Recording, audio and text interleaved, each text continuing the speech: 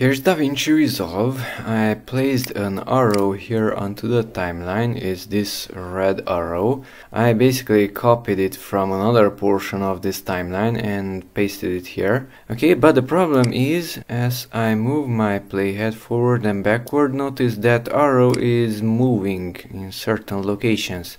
So how to eliminate those movements of that arrow?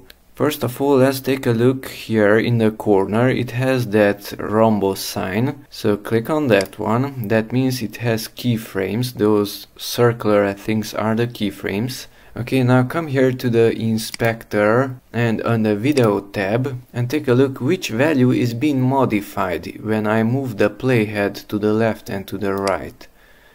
So the position is modifying and the rotation angle is being modified.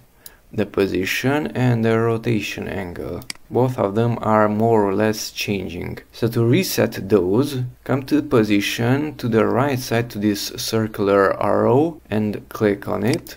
One keyframe disappeared from the corner. Now go to the rotation angle also and click on that circular arrow.